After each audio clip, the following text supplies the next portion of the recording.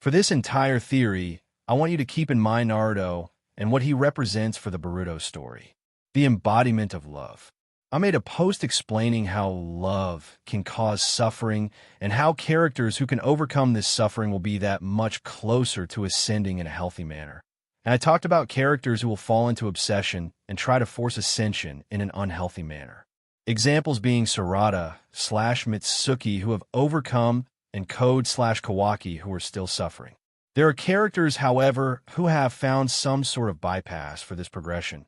A hack, you could say. Otsutsuki and then Shinju. Otsutsuki forces their ascension by giving into their desires and gluttonizing the chakra fruits until they hit ascension. The Shinju tries to overcome the suffering of love through devouring the individuals they are linked to, almost like deleting the problem as a machine would do. I want to talk about Kawaki and how he's transforming into Isshiki and how this could possibly lead to him achieving Isshiki's goal. A goal Isshiki could not achieve, to become an Otsutsuki god. Closer to the beginning, Kawaki has always got hammered into his head by Isshiki that he was empty, his name literally meaning dryness by translation. This affected Kawaki as much as he rejected Isshiki. Those words got to Kawaki at least subconsciously. Coupled with the fact he was taken away from the only family he had who was still abusive to him, Kawaki truly was empty. His home life abuse and Kara's abuse lead to Kawaki casually talking about ending his life on a daily basis. Cause Kawaki honestly lost his meaning in his life. With Isshiki, of course, trying to convince him the meaning in his life was to become his karmic vessel. This all changed when he met Naruto, with all the love and affection Naruto gave to Kawaki.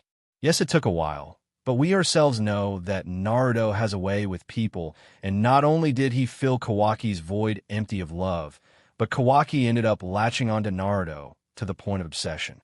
So with that being said, there are 4 stages of Kawaki I want to discuss that are signs of him transforming into Isshiki Otsutsuki. Stage 1. Isshiki's karma.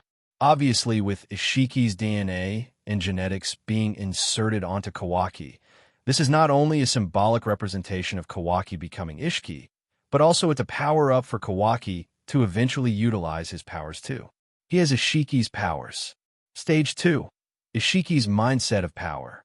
Isshiki and the Otsutsuki in general ever since the Boruto movie have been represented as individuals who choose to acquire power through shortcuts like the chakra fruit and pills Momoshiki demonstrated. This mindset gives the Otsutsuki a god complex, which Kawaki doesn't necessarily have. However, Kawaki did inherit the mindset of needing power in the form of karma, and in recent chapters forcing Amato to unlock his limiters in order to achieve his goals. Kawaki fully adopted this mindset as a catalyst from the battle between Code and Borushiki. When Kawaki had no choice but to will the karma back into his possession, he adopted this mindset. Isshiki implanted the idea that Kawaki was empty and needed the power of the karma finally paid off at this moment. Kawaki had given into Ishiki's brainwashing subconsciously.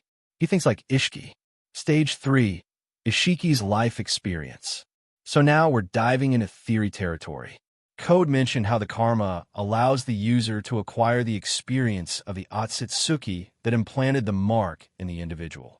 Code called this the true essence of the karma. It is implied that Boruto and Kawaki doesn't necessarily have access to this feature of the karma unless they go into their second karma stage, meaning when they grow their horn in their transformation. Even at that point, Boruto and Kawaki can't hold on to that form for too long. I feel for Boruto, it's because of Momoshiki, and for Kawaki, it's because of his limiters.